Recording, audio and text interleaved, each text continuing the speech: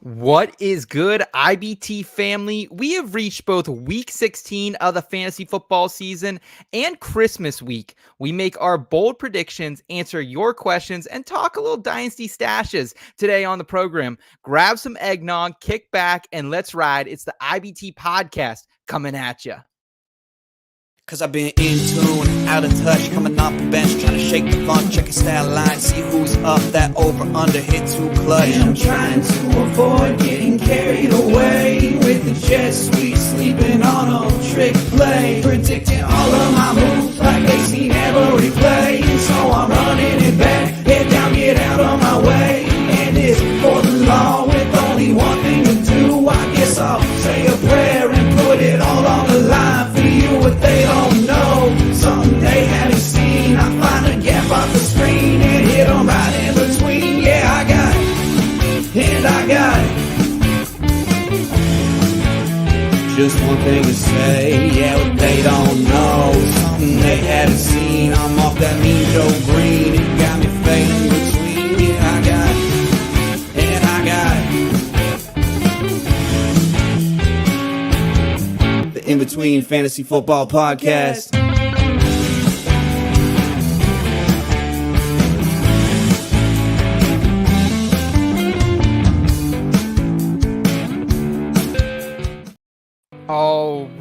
All right. It is December 19th, 2023, and Santa Claus, he's coming to town, baby, as well as week 16 of the NFL season. We'll certainly chat all about that tonight. I am Seth Woolcock, and we have a full house for you. I am joined by an award-nominated analyst, a guy who storms the field at Husky games and has studied bees in the great country of Sweden. He is Scott Rainier. Scott, how we feeling?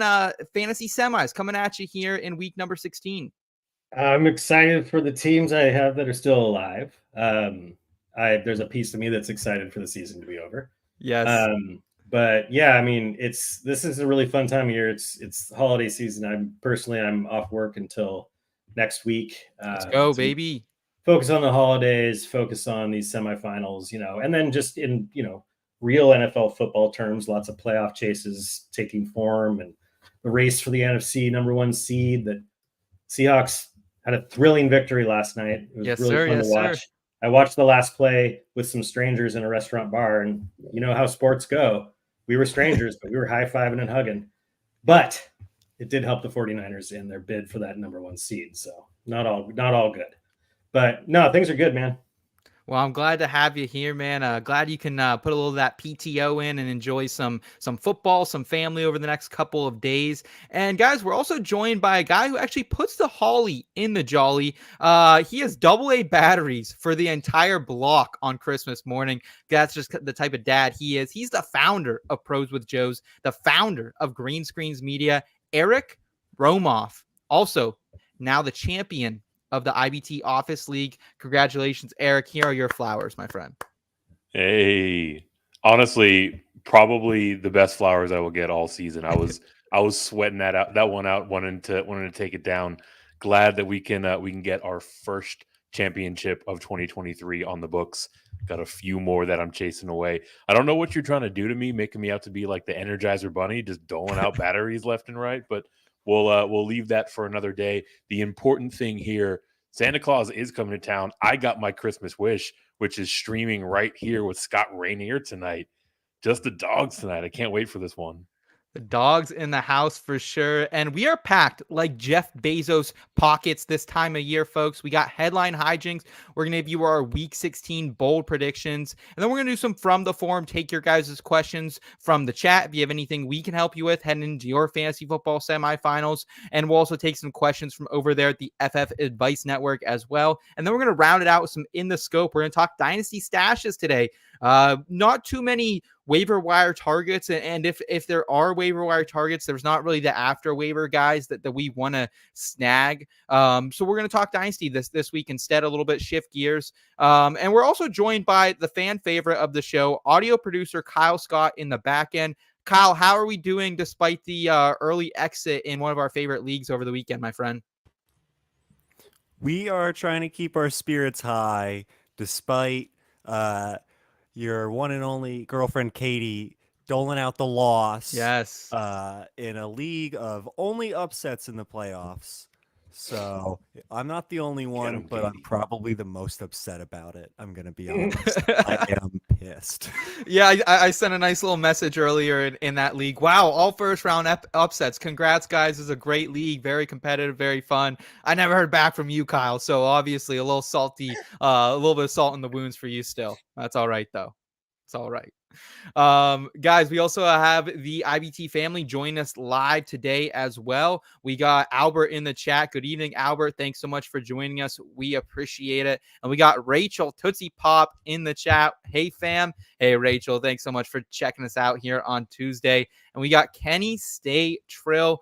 Kenny, we're going to get to your questions here in just a little bit. We got some headlines to get into first, and then we'll take your questions right around the half-hour mark of the show. So hang out with us until then. Dylan, I'm seeing you're in the chat with us as well. He's saying, what's up, people? Made second round in both my leagues. Got a bunch of questions if y'all got the time. No worries. If not, I enjoy the show.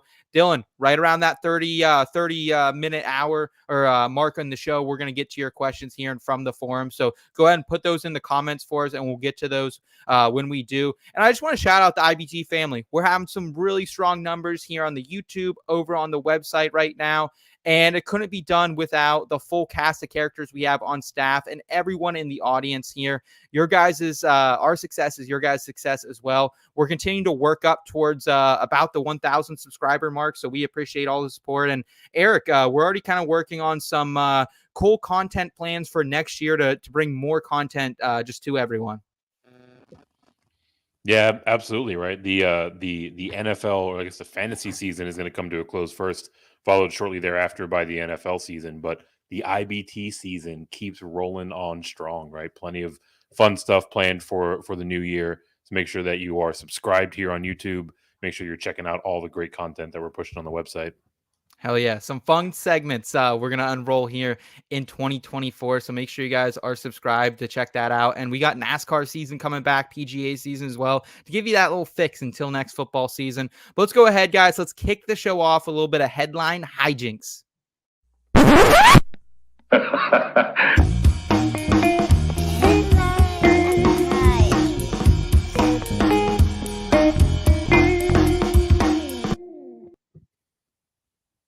All right, headline hijinks today. We're going to do Christmas headlines written today. These are our bold predictions for week number 16. What people are going to be chatting about potentially here just a week from now. So, Scott, I want to start with you, my friend. What is one of your headlines, one of your bold predictions for week number 16? Holy hell, how did we make it here already? Okay, my first headline hijinks is Merry Christmas! The Ritter was full instead of the shitter. From National Lampoon's Christmas Vacation. So I didn't really type anything in the show sheet what this meant. It's a very loose connection. I wanted to use the shitter was full line, and Ritter was the only thing that made sense. So, but I do want to the way I will form it is Ritter is full. He is not going to be super involved in the week 16 games for the Falcons, but a gentleman who is going to be super involved, who people very, very, very abruptly jumped back off a bandwagon, is Bijan Robinson. Yep. So rightly so that, he was, I have him rostered in a lot of places. Made a big, huge all-in win now trade in a dynasty league. I don't have any picks in 2024. I just went all in for it, and I lost in the first round. Heartbreaker. Just one of those fluky things. I missed out on the bye by like a couple of points in week 14, and then I had Hurts, didn't know if he was going to play. Anyway, I don't want to get into it. But with Bijan Robinson, yes, he had a very, very terrible game in week 15, probably cost some people their games. If you're still in it, earlier in the season, the norm had been established by Arthur Smith, and the norm was very frustrating with Bijan Robinson, and that's very true. However, it has not been that way the last month until week 15. Yeah. Bijan, if you look at, I think it's weeks 11 through 14, so let's just throw out week 15 for a second. Weeks 11 through 14, 18.9 PPR points a game, the RB5. 60% op share. His snap share was up in the mid 70%. He was he was the Bijan we all wanted. We all wanted him to be. There was a sour taste in everyone's mouth after that weird game where he was sick. They didn't say he was sick, and then he scored barely any points. But he's been thriving lately. So, yes, this past week was terrible. But it's not like it was earlier in the season. This last week being terrible to me is more of an outlier with the way things have gone with him lately. Plus, they just embarrassingly lost to the Panthers, scoring only 7 points. Tyler Algier, 3.2 yards per carry, wasn't that much better.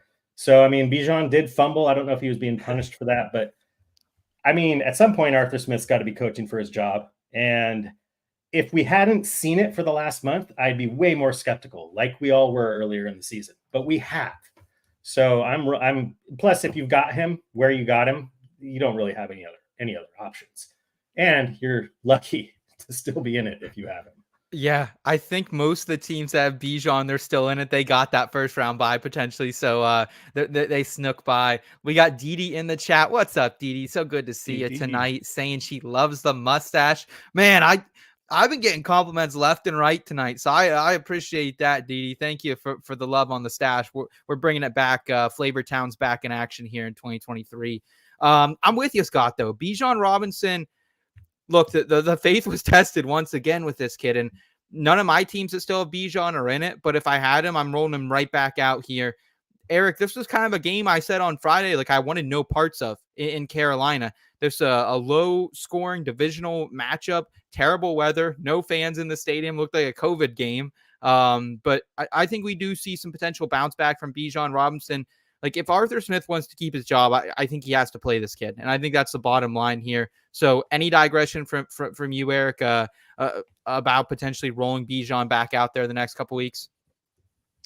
No, look, at a certain point, you have to assume that self-preservation will set in, right? And most NFL coaches and GMs operate from a position of scarcity and trying to save their own standing and position within the organization. Their asses, so save their asses. One of the best ways to do that is to get your best players more involved in the game, right? So, logically, it would certainly seem like he should do this more. If that opportunity comes, obviously Bijan is the type of athlete that can put up plenty of fantasy points. So, yeah, definitely right here with Scott. I like Bijan down the stretch. Yeah, Colts this week. That is a plus matchup for running backs, despite Najee Harris giving you nothing here. Is the Panthers have been one of the best matchups for running backs too. So yeah, you're right. Divisional games can be weird, bad weather, but fuck yeah. Arthur Smith. You've heard it all before. I'm with you there. The Ritter is full. The shitter is full. I'll go to my headline next, and mine. I'm gonna do a little play here on a very popular artist right now. 'Tis the damn season. Travis Kelce delivers 22 plus fantasy points on Christmas. And look, man, quietly, Travis Kelce pretty disappointing somewhat this season, especially down the stretch. No games over 16 PPR points since week number 7. Only 5 TDs on the season with 3 weeks left to go. However, I think he's going to turn things around this week because I don't know about you, but I'm feeling 22. So listen, the Raiders are not the best matchup for tight ends this season. However, you look at what they've done against top 12 tight ends, the Sam Laportas of the world, the Dalton Kincaids of the world, and Travis Kelce a couple weeks ago. They're allowing an average of 7.5 targets per game. We saw Tyler Conklin a couple weeks ago go 7 for 70. Gerald Everett had 9.1 PPR points. And Travis Kelce in his career against the Raiders has had over 90 receiving yards in 8 of his 14 last games. So it's more than half. And then he had the 4 TD game against them last season. I'm smelling a little blood in the water here. I'm stamping it down. This is the time. Welcome back, Travis Kelce. If you're still in it with him, he's going to take you to the promised land. Let's go, fellas. Yeah, I could see it. The thing with Kelce this year, he still is technically the tight end 1, if you look at points per game. The tight end 1 for total points is TJ Hawkinson by a couple of points. Yep. But Hawkinson and Laporta are nipping at his heels, and we haven't seen that in recent years. We haven't seen anyone anywhere close to Travis Kelce's heels. Mark Andrews, 2 years ago, Scott? True, that's true. Oh, he was the tight end 1. But typically, throughout the last handful of years, Kelce provides that that advantage at the tight end position of outscoring the tight end too by a significant amount. We haven't seen that this year. Partly due, I think, just to a general lack of offensive playmakers across the board in Kansas City. Rashee Rice is coming on, having a great second half. Stud, yeah. Yeah, he's been good as he gets more work. But I think the thoughts of like, oh, well, Kelce's their wide receiver one, and now there's no one else, so he'll eat this year. I think we're a little unrealistic. That's not really how it works. You need somebody else on the field besides even if it's a stud, besides your tight end, to be effective. So, but I can see it. I mean, I would never place a bet against Travis Kelce. You know what I mean? In any given week, it has been disappointing. He is one player I have zero shares of, for whatever reason. On redraft Dynasty, I have no Travis Kelce. I really haven't ever had him. It's bizarre. This is the first year I've had him a lot. And I've never, once he moved into round one, I was never in the right spot in round one to take him. And back when he was still kind of round two, I was still kind of in that, no, I'm not taking the tight end in round two. That's ludicrous. So I just don't have him. I wait and take tight ends late, like Sam Laporta and Trey McBride. There you go. And can we work this year and no other year? Can we just stop throwing the ball to fucking Kadarius Toney? We've said it week after week. This guy is losing this team games. Another interception comes out of his hand. Eric, I'll turn it over to you. Any digression? Do you have any concern for Travis Kelce this week or moving forward? And then we can throw it over to your first headline of the night as well. No, I don't have any concerns for Kelce moving forward. Right, even that year where he was number 2 to Andrews, it was really more of like a 1 and 1A. Right, like they were a tier onto themselves. We talked about it a bit on the Friday show. I think starting last week was the point where we really saw, the target distribution start to consolidate in Kansas City. Obviously, a lot of that went the direction of Rashee Rice in this past game. I think we're going to see that continue, but with Travis Kelce getting a little bit more into that, Travis Kelce role of old, right? So, any given week, he's got the best statistical chance to finish as tight end one. And I think 22 points is definitely within his range on Christmas. Eric's feeling 22, baby, in the home of the Chiefs. All right, Eric, go ahead, man. What do you got for us? Yeah, I'm gonna stick my neck out here a little bit. I'm gonna go with Jerome Ford running through Houston. For me, I like him to get up over 100 total yards in this Week 16 matchup. Look, the Texans defense on the season has actually been pretty stout against the run, but here over these last few weeks, this is a defense that has been missing several key pieces. I think they're going to be without a couple guys again this week, but more specifically on the year, they're giving up a ton of receiving yards to running backs. And surprisingly enough, that's been a pretty considerable role for Jerome Ford on the season, right? He's getting 3, 4, 5 targets week in and week out. I think with the overall issues the Texans defense are going to be facing with lack of availability around some of their stars, I think we're going to see Joe Flacco kind of have a day, kind of have this offense get in motion that's going to create additional scoring opportunities and potentially a game script where Cleveland is in the lead and in turn feeding some more carries to Jerome Ford, right? Like I talked a bit about his work as a pass catcher, but this environment that Cleveland's putting out there, right? Number one in terms of team running games or team running plays per game, right? Like they love working the ball down the ground. Yes, he's sharing some workload with Kareem Hunt and to a lesser extent Pierre Strong, but he's still getting a ton of opportunity. There's plenty of carries to go around. So here in Week 16 against what I project to be a depleted Texans defense, I like Jerome Ford to get up past the century mark. You're muted. Scott, how do you feel about it? Because I'm a little nervous. I'm going to be honest about Jerome Ford. He's I don't know. This offense is moving through Flacco and Njoku a little bit more than I guess we saw at the beginning of the season. The rush attempts have certainly gone down for Ford over the back half of the season. But like Eric says, it's going to be a good matchup against Houston. They haven't been necessarily a favorable matchup to running backs, but probably no Will Anderson here again on Sunday. I know they have a lot of banged up bodies in that Texans defense as well. I mean, he's not a running back that I'm just confidently, putting in there and not thinking about it. But I do like Jerome Ford. I've liked him all year. And he's the pass catcher. I mean, he's had 5 targets a game over the last 5, target share above 10%. His route percentage, which is it's a crucial thing to look at with running backs, is how many routes, like how involved in the passing tree are they for a team? Mm-hmm. It's been a little all over the map, but he hit a 70% a few weeks ago. He's been above 40%, which are good numbers for a running back. So I like it, and I think it is a good matchup. I think you're right. I mean, as long as the Texans don't sack Joe Flacco, they sacked the Titans 7 times last week, which is kind of bizarre. I mean, the only reason they won without Stroud was because of their defense. But the point is well taken. Their defense is somewhat depleted. If you look at their season-long numbers against running backs, it doesn't necessarily tell the accurate story of right now because of some injuries. So, I mean, with some of the options that we have out there, I'm totally fine rolling Jerome Ford out there. You're bringing me back. That's what you guys do. You bring me back on someone that I might be a little bit He's their best running back, and it's not close. He looks great. He looks solid. He looks really solid. And it feels like it's been so long since without Nick Chubb, and it really has been. We're going week 1. It's been a long time. Yeah. It's been a very long time since we've seen Chubb. It was that Monday nighter there in Pittsburgh. I actually, unfortunately, got to see that injury in person. So that wasn't week 1. Anyway, week 2. It was week 2 Monday night. Sorry, I'm thinking of J.K. Dobbins. My bad. Yes. Scott, let's throw it back to you. What is another one of your Week 16 and Christmas headlines that we're going to be reading a week from now? Okay. So this one, sorry, I broke the rules a little bit. The headline is "Now we have a running back."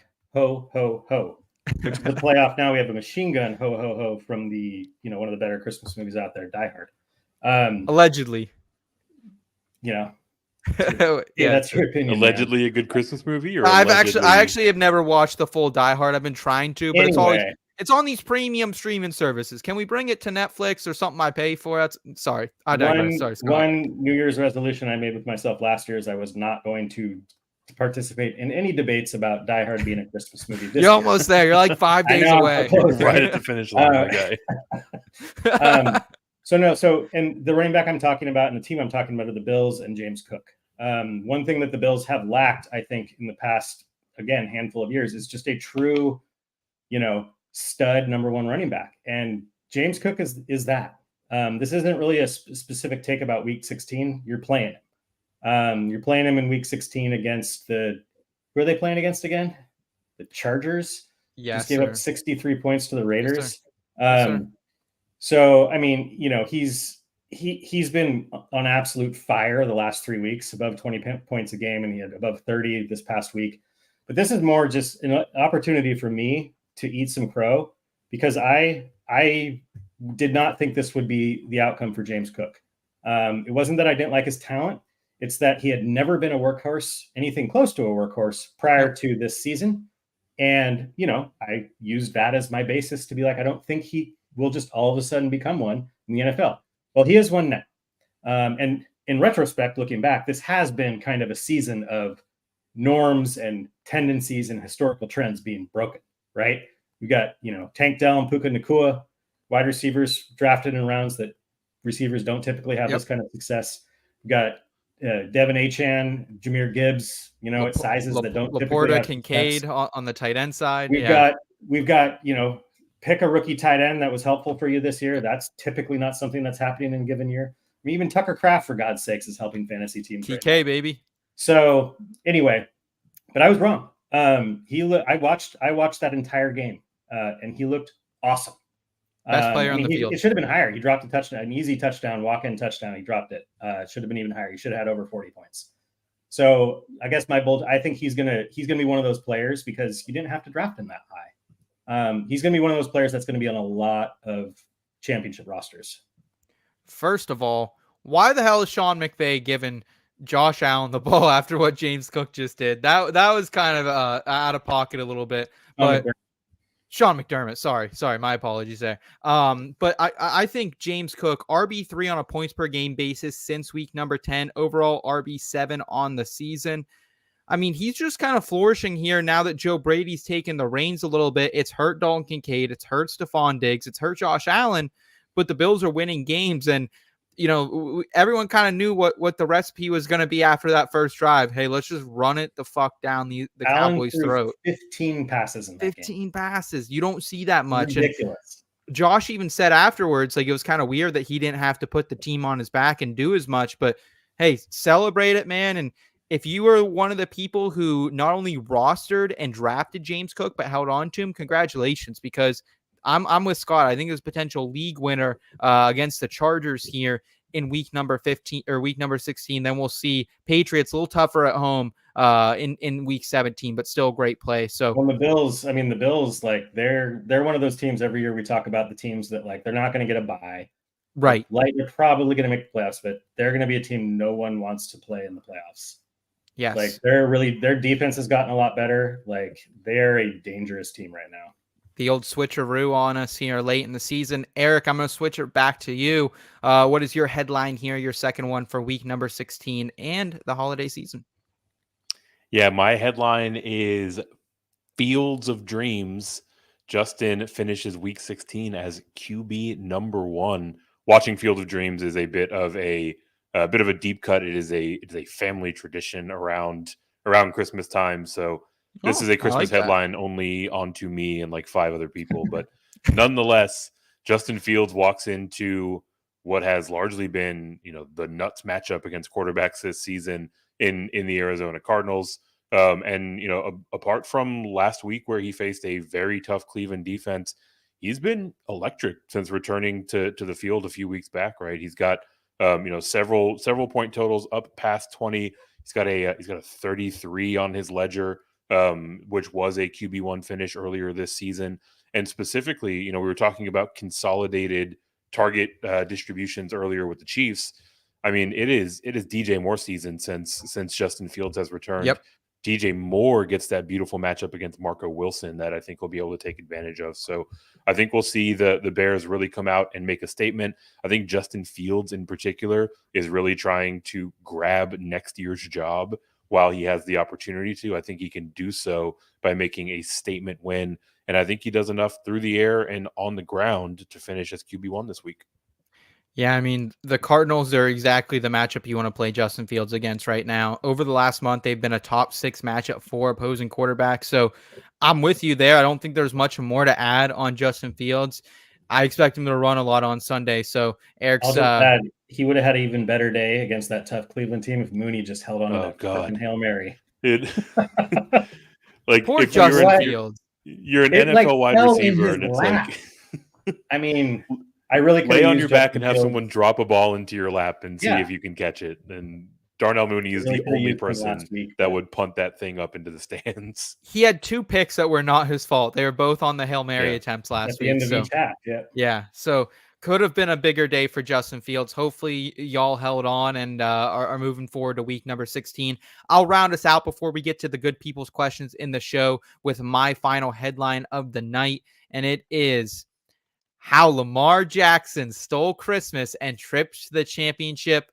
Listen, if you have Lamar Jackson, it's probably going to all come down to Monday night. Can he and the Ravens pull it out in San Francisco, not only for your fantasy teams, but to keep that number 1 seed in the AFC as well? I think Baltimore is going to get exposed in this game. I don't think they're as good of a team as a lot of people think.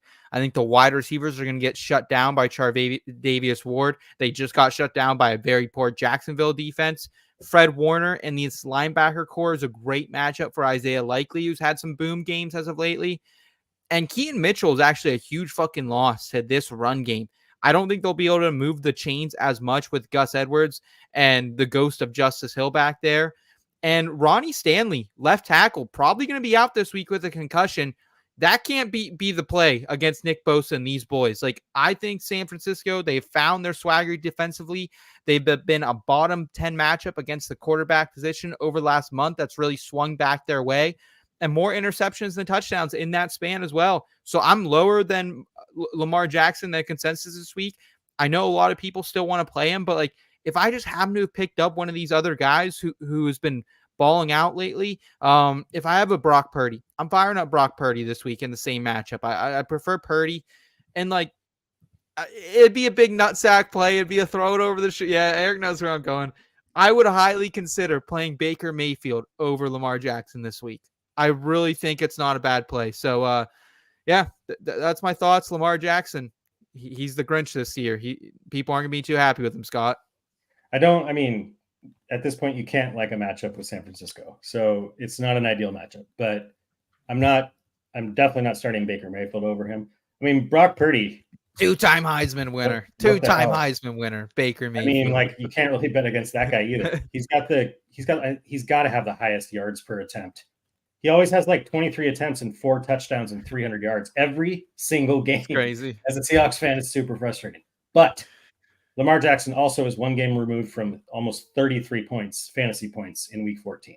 So, all the points you brought up are valid. They're all concerns. But where I have him, I'm starting him. The ceiling is too high. There is no ceiling. Baker Mayfield has been good. He's been above 20 points the last few games. Almost scored 30 last week. Almost scored 30. He's a solid play this week, but I'm not going as far as starting him over Lamar. I'm taking my lumps with Lamar with that rushing floor and rushing ceiling, especially now with it might just as they're desperately trying to hang on to that number 1 seed. It could just be one of those games where Lamar takes off running all game long. I don't know. So you getting skittish, Eric? You getting skittish over there like me? Yeah. So I think your analysis is spot on, right? Like I think this is a very difficult spot for Lamar Jackson, but I think the outcome that you arrive because of it is a little bit troublesome, right? Little sus, huh? Brock Purdy, if you want to, right? Like I've got Lamar Jackson at 6 and I've got Purdy at 7, right? Purdy is in a tough matchup in his own right and doesn't do quite as much with his legs, to say the least. You're definitely like you're going for style points if you're starting Baker Mayfield over Lamar Jackson this week.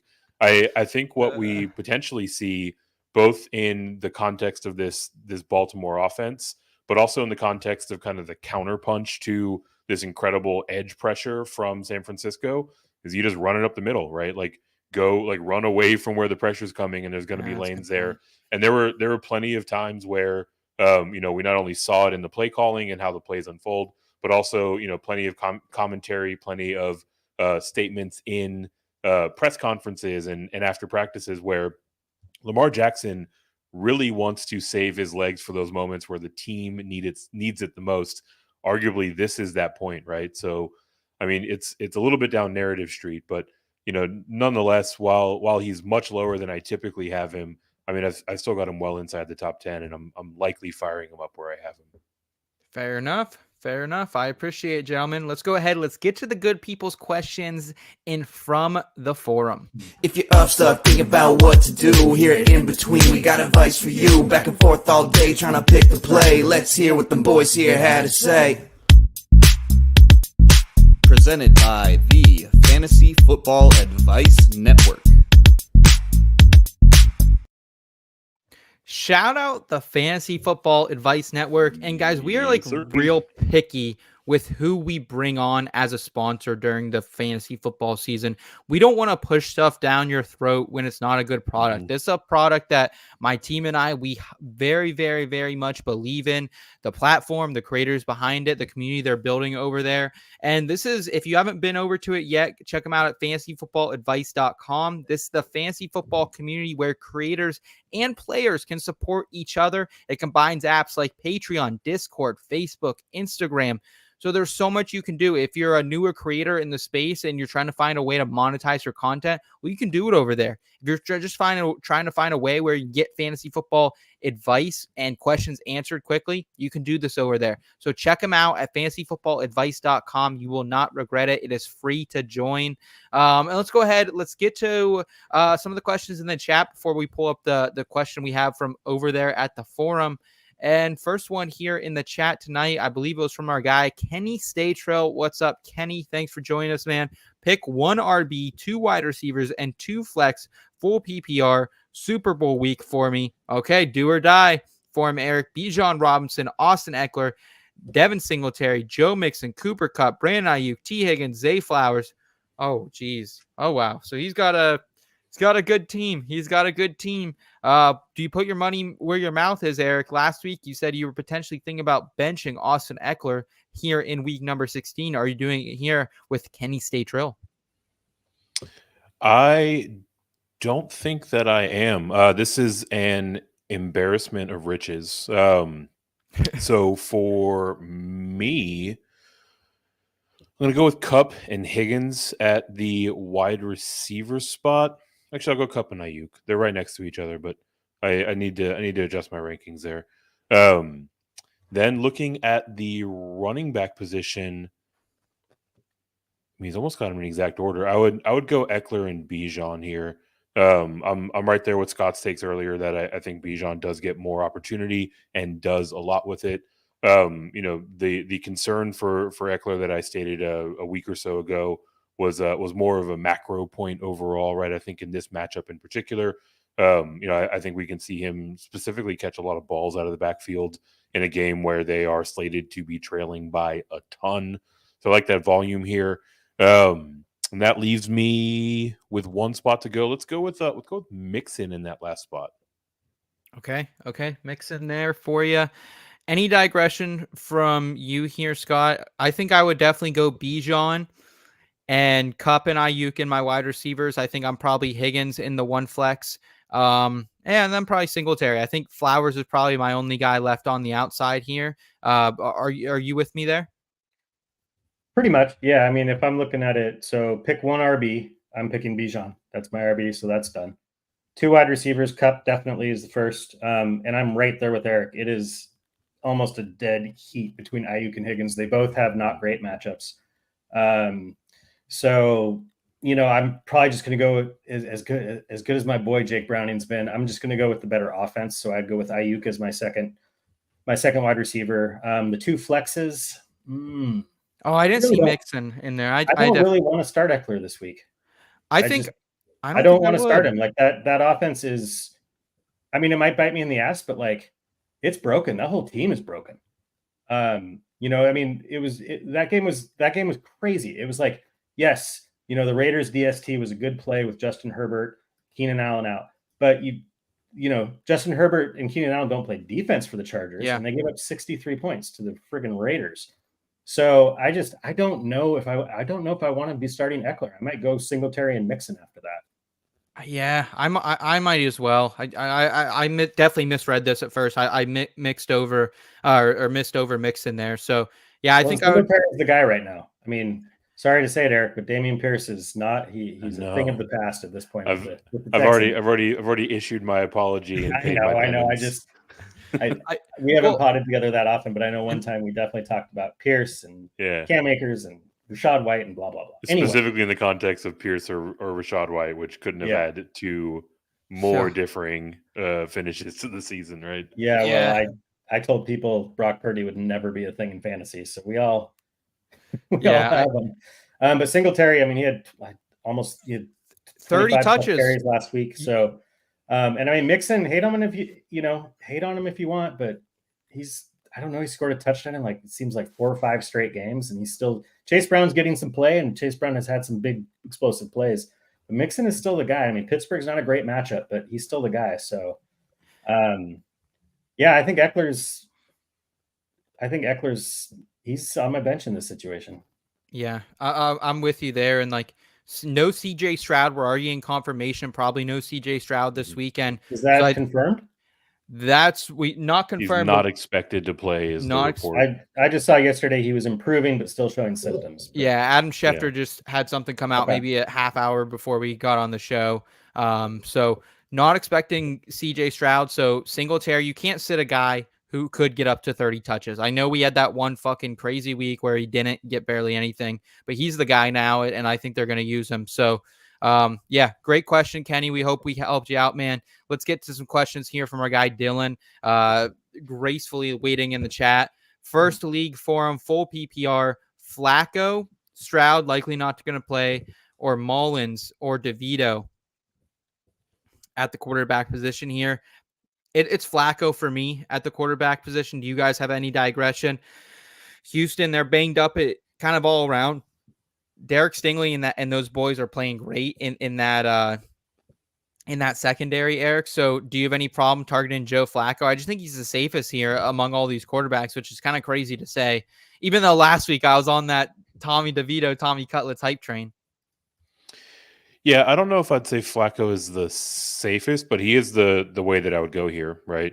Actually, quite to the contrary. It seems like he's pretty happy uncorking it, and he's got enough skill position guys around him that can haul it in and make a big play, right? And against a hobbled Texans defense, I like the entirety of this Cleveland offense, I should say. So I'll go with Flacco of these quarterbacks. And then also Dylan wanting to know, Scott, should he start 2 running backs, 1 flex, Joe Mixon, James Cook, Tony Pollard, Jaden Reed, Isaiah Likely? How are you feeling about that group? You need 2 running backs, 1 flex. Where are you going? I'm going Mixon. I'm going with the running backs. All 3 running backs? Mixon, Cook, and Pollard. I haven't checked today, but Jaden Reed, I thought he got hurt. Did he get hurt? I think he bounced out of that game, but I don't think he's on the injury report right now. Okay. As far as for reasons that you brought up earlier, Seth, I'm staying away from Isaiah Likely against San Francisco. They've been brutal against tight ends, except for Trey McBride. And Jaden Reed, I might consider if he's healthy, but Pollard's been a little bit disappointing, but I still think that the first 3 guys are kind of just in a different tier than Jaden Reed and Likely. Yeah, Jaden Reed has been for sure. Jaden Reed's been an absolute stud, but it's hard to get away from any of these guys who I still value them all as running back ones here in week number 16. So I am with you there. Last question here for him, Eric, and then I know you have to scoot over to green screens as well. But we need Broncos D against New England or Green Bay against Carolina. How are we feeling here for Dylan in a semifinal matchup? Broncos by 1,000 miles. Yeah. I mean, maybe not 1,000 miles, but they are getting Kareem Jackson back. They are the more talented defense. Kareem Jackson can be out there to concuss another player and get ejected. So at least it'll be entertaining or interesting to watch. Yeah, I mean, look, this New England offense is stuck in the mud, to put it gently, right? So should be able to minimize scoring, and obviously Zappy or whoever else they trot out there over the course of this game has been known to make a couple boneheaded throws, and those turnovers are key. Well, in the Packers, I'm neck deep in DST stuff for Rotoballer. The Packers have had multiple positive matchups for DSTs, over the last handful of games, and I'm not really speaking to their NFL defense. They're not a good fantasy defense. Joe Barry's a garbage coordinator. Joe Barry is a garbage coordinator. They have a lot of talent over there, but don't get mixed up with him here this week, Dylan. Eric, we know you have Green Screens Media. Check him out over there on YouTube at Get Green Screens. Am I right on that handle, Eric? Green Screens Media on YouTube. Get Green Screens on Twitter. Okay. Go check him out. He's got a lot of good college basketball content coming out. Eric, thanks for joining us. We're going to keep hitting these questions and round out the show, but appreciate your contributions, my friend. Thank you. Have a day, boys. All right. Thank you, man. All right. We're back in the saddle here, Scott. Another question from our guy, Dylan. In his second league, full PPR, Stroud, if he plays, probably not going to play. Fields versus Arizona. Lock in Fields versus Arizona. I don't think we really need to touch too much on that one there. And then start 1 running back, 2 wide receiver, 1 flex form. James Conner at Chicago, Ford at Houston, Devin Singletary at Cleveland, Brandon Ayuk versus Baltimore, Jalen Waddle versus Dallas, or Jaden Reed at Carolina. A little Jaden Reed love over there from our guy Dylan. He's got some pretty good lineups here. How does this one shake out for you, Scott? 2 wide receivers, Ayuk and Waddle. You can't, even if Hill's back, you can't sit Waddle after what he just did. Yep. So those are the 2 wide receivers, the 1 running back. It gets a little bit tricky there. I think I still have to go Connor. It's the Chicago Bears are not an easy matchup, really for any fantasy position lately. But I'm still probably going Connor just because he's going to get the volume as my running back. And then the flex. I didn't see. that Devin Singletary? Yeah, I'm Oh, going no, Singletary. I take him as my first running back. I would too. And then the flex would come down to I'd the probably go flex is Jaden tough Reed. to me here. I'd probably go Jaden Reed, honestly.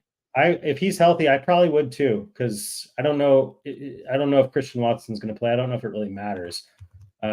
Reed's, he's kind of been their target hog, and he's been getting the Deebo Samuel treatment a little bit too, getting some rushing touchdowns, 3 or 4 carries a game. So yeah, I think I agree. Yeah, keep an eye on what the weather is going to be there in Carolina. Like, if there is some poor weather again, I know the East Coast doesn't have the best weather looking for Sunday and Monday here, Dylan. But other than that, I think you should be safe there with Jaden Reed in your flex. But I'm 100% with Scott. It's Singletary in that running back slot, and then Brandon Ayuk, Waddle are locks, and then fire up Reed in your flex. But great lineup. Last question here from Dylan. He needs 1 tight end, 1 defense. Tucker Kraft at Carolina, Cole Kmet versus Arizona, Hunter Henry at Denver, Broncos, and then he needs a defense, Broncos defense or Bills. I'm taking Bills defense against the Chargers. I know a lot of times these teams come out, they come inspired. I just don't trust this offensive line. I don't trust Easton Stick here. I think the Bills are playing very inspired football. They just shut down the number 1 scoring offense in the league last week. So I'm going Bills defense. I'm probably going Cole Kmet here, right? Cole Kmet. That's tough. I love Tucker Kraft. He was my in the scope last week. He's come through. I love Tucker Kraft too. And I mean, honestly, Denver is, I haven't crunched the numbers from week 15 yet, but they have been one of the better matchups for tight ends all year long. And Hunter Henry has been involved lately. So this isn't as easy as it seems. Arizona actually hasn't been the greatest matchup, but I think just based on, how we kind of anticipate Justin Fields having a really good day, that Kmet's probably the most likely to see a high volume out of these. The other two, you hope so, but it's a risk. Yeah. With Kmet, I think he's, after DJ Moore, I think he's the next target. So I'm going Kmet. Okay. And I'm also going, the way I have the top 3 DST rankings this week is Bills. They're my top DST. Bears are my second. Bears are hot and fuego. Montez Sweat, baby. So Bears and Broncos, a couple teams you would have never considered playing their DST the first half of the season. They're, with their matchups and the way they've been playing, Bears have averaged, last 4 games, the Bears have averaged 3 interceptions per game. 4 games. That's nuts. It's been a totally different defense. I've been fading the quarterback against Montez them for Sweat a couple weeks now. Made a huge difference in Chicago. Oh, yeah. Yeah, I'm with you there, man. And I love what the Bills are putting out on tape right now as well. So like to see that. Didi weighing in on Die Hard, saying it is a Christmas movie. So little love there for you. Scott. Here's our guy, Jelly the Month. What's up, Jelly? Hope you're having a good week, my friend. Need a QB, can't play Howell versus the Jets. Yeah, I apologize. I thought Sam Howell was the guy. I got caught up in the moment. I'm dropping him in all the leagues I have him. I also have Baker Mayfield in almost all those leagues. So answer this. Who is starting for the Commanders this week? It is Sam Howell right now on the record, is what Ron Rivera said after the game. However, I don't want to play him against the Jets this week or the 49ers next week. So I thought they were moving to Brissett, but then I saw a 0 projection for Brissett. So I'm just staying away from that completely. Yep. You're playing stay away. How would you rank Love versus Carolina, Baker versus Jacksonville, Mullins versus Detroit? I like Baker the best against Jacksonville. On a different level right now, is the best Baker Mayfield we've seen him play in a very long time. I wrote a little bit more about him on our site a couple weeks ago, but I am very, very interested in Baker Mayfield here. The Jacksonville defense outside of Monday night, which I think was just a off night for the Ravens, they've been toast. And Carolina, Scott, like for whatever reason, they're pretty good. A tough matchup for quarterbacks still. Like it's not a bad passing defense. So no, based on my adjusted points rankings, coming in again, I haven't crunched yet. So leading into week 15, Carolina is the second toughest matchup for quarterbacks on the season. The Jaguars are the second easiest. So this is Baker easily. And then we got a question from Tootsie Pop, also involving Baker Mayfield, Kyler or Baker this week. How would you put him up here against Kyler Murray? I'm not really interested in Kyler Murray against Chicago. We kind of just talked about this. Chicago's a great defense, Baker by a mile. Baker by a mile for me. Yeah, He's a top 7 Kyler, guy. in Chicago against that defense right now. And I mean, Kyler has not been playing well since he came back. He scored a few rushing touchdowns, which has bolstered a few of his fantasy days. But I'm one of those guys who threw in my IR slot earlier in the season and felt so damn smart about it, and it hasn't really worked out that well. So I like Baker against the Jags. And just to kind of close this door as well, we didn't really rank him for him, but it would be Baker, Love, Mullins pretty easily for me. Detroit's also a really good matchup for quarterbacks, but I mean, Mullins, he ended up with a decent fantasy day last week, but it wasn't pretty. If I'm going to choose between Love and Mullins, which one could end up with 2 fantasy points? Easily a higher probability it's Mullins. Yeah, Jordan Love's got that floor for sure. PPR need wide receiver 3 since probably no Jamar Chase or Pittman. Keep an eye on Pittman because we're hearing that he's feeling a lot better. Shane Steichen was on McAfee earlier today, Jelly of the Month, and saying he was feeling good. So, keep that in mind here. Noah Brown or JSN, though, in the probability that he does not play. How do you feel about it, Scott? It's really hard to sit Noah Brown, even if CJ Stroud's out, when he's getting a 30+% target share like he did this last week. Like, that is starting caliber production. It's hard to sit him. Although Jackson Smith and Jigba starting to come into his own as well. We saw it on Monday Night Football. Wins that jump ball at the end when Drew Lock says, "Hey, go deep. I'm going to throw you the pill." What you want about Drew Lock? That was a dime he threw to JSN for the game winner. I love the interview too. I love what he said afterwards, how candid he was about it all, man. I mean, you have to love that as a fucking Seahawks fan. Like, that's your backup quarterback. I'm seeing more heart out of him than any of the 3 quarterbacks on my Steelers team this year. So I fucking love it, man. No, I love I've loved what I've mentioned his name a few times, but I've loved what I've seen out of Jake Browning. Did you see that footage of oh yeah, why you shouldn't have cut me? Yeah. Oh yeah. That was fantastic. As far as this question goes, it's pretty close for me. JSN he definitely has the better matchup against the Titans versus Brown against the Browns. But Noah Brown, if there's no Nico Collins, and Tank Dell's obviously he's on IR, so he'll likely see more volume and see more targets than JSN.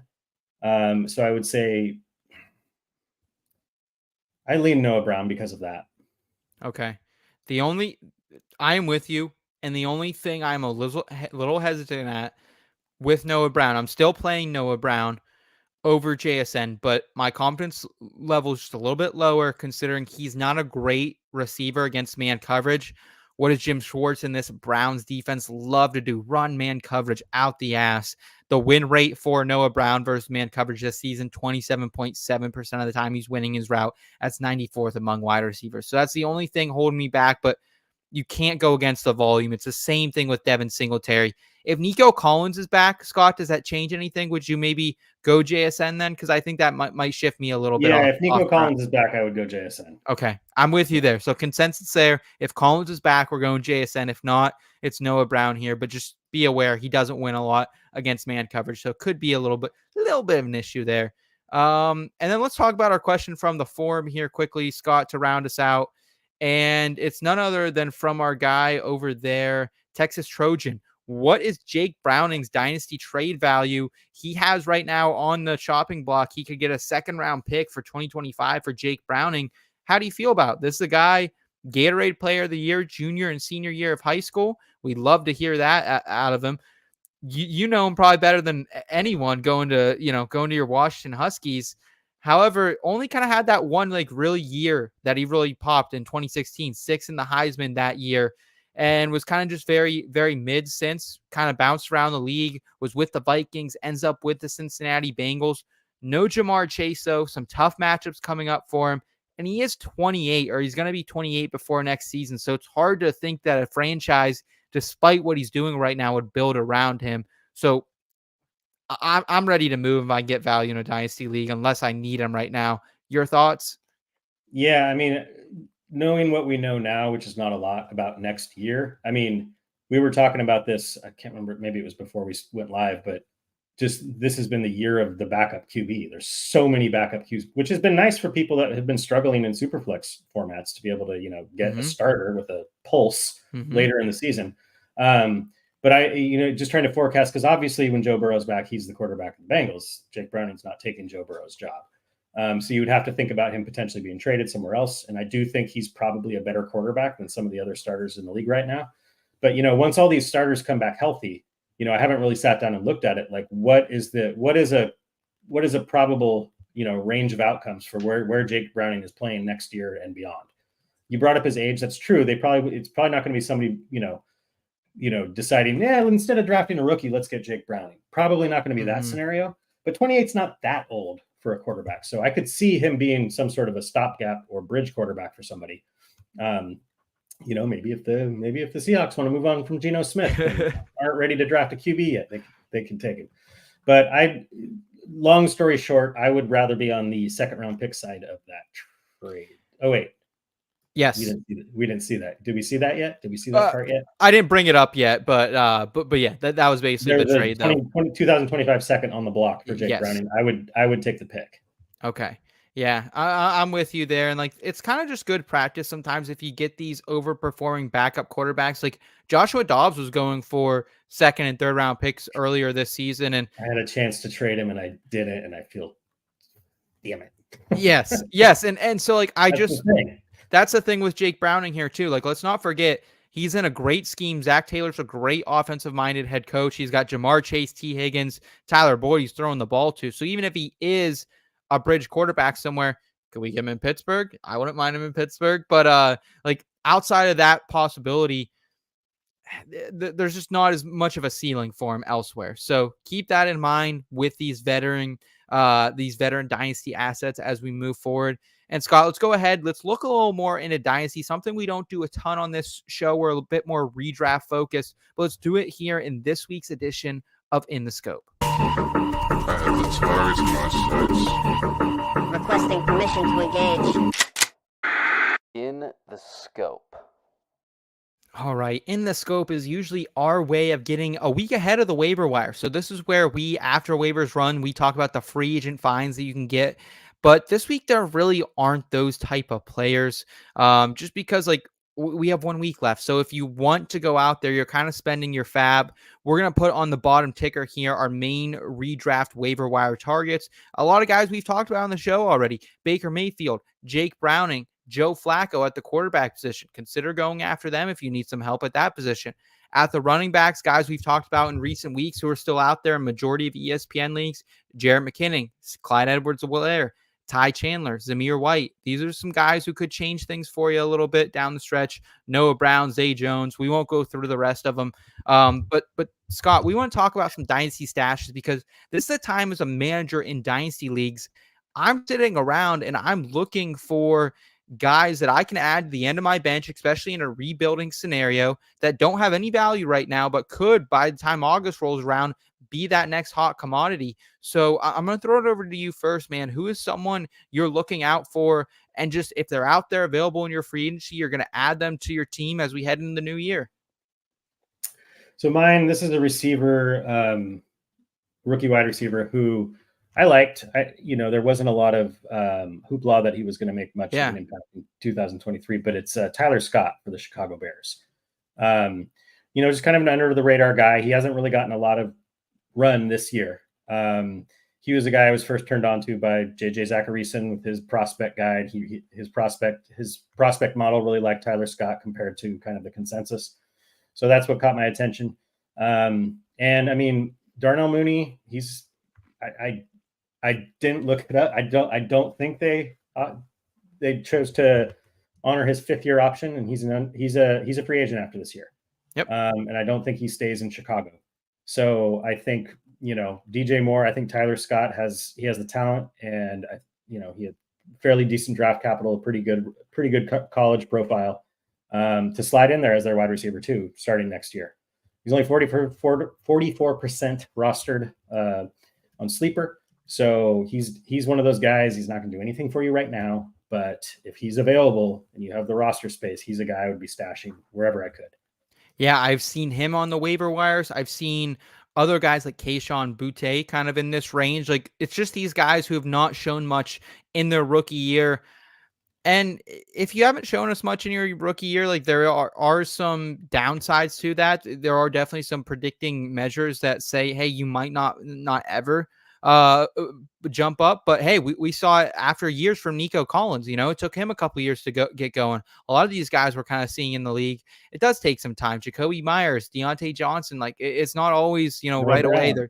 Yeah, it's not always right away you're going to see it. So yeah, I don't mind rostering Tyler Scott here into the offseason, especially like let's hang around. Let's see what happens. Do they build around Justin Fields? Do they go after a rookie quarterback? These are all questions that could affect Tyler Scott's value. So I don't mind the call at all there. And I will round us out for the evening with my call of none other than the man, the myth, the legend, Tyler Snoop Huntley. He's available right now in about 75% of Dynasty leagues over on Sleeper. Just 25 years old, going to be also an unrestricted free agent after this season. And look, man, Snoop Huntley has been pretty solid in his career. 65.5% completion percentage, 2 comebacks, 2 game-winning drives, and 8 starts. That kind of makes him advantageous to other teams who might be interested in him.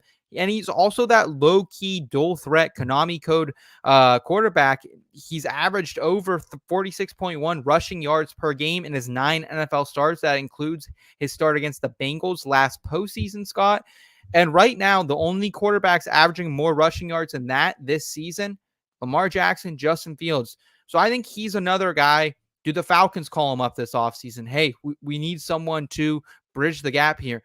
Do the Steelers, do one of these other teams that go after a rookie quarterback need a bridge to kind of learn under him? I don't mind Snoop Huntley at all. I liked him last year to maybe be on the move. The Ravens obviously retain him as a restricted free agent. Well, now he's unrestricted. Could he be a guy that makes an impact? I'm not totally sure, but I'm taking the chance. I'm adding anywhere I can, especially specifically in those super flex formats, Scott. Yeah, I mean, he's, as far as a potential quarterbacks out there, he's a great option for this strategy, which it's dart throws. I mean, you have dart throws in redraft where you're drafting rookies and then wait a little, probably don't wait long enough and drop them. But in Dynasty, there's nothing wrong as long as you have the roster space. Don't drop somebody that's more valuable than Tyler Huntley. But somebody like Darrell Henderson. I had him for a while, and it's like then he had one good game and then got waived by the Rams. I don't need to be holding on to Darrell Henderson anymore. Somebody like that where I can pick up somebody like Huntley or Tyler Scott. It's the sure thing sleeper Tyler edition tonight.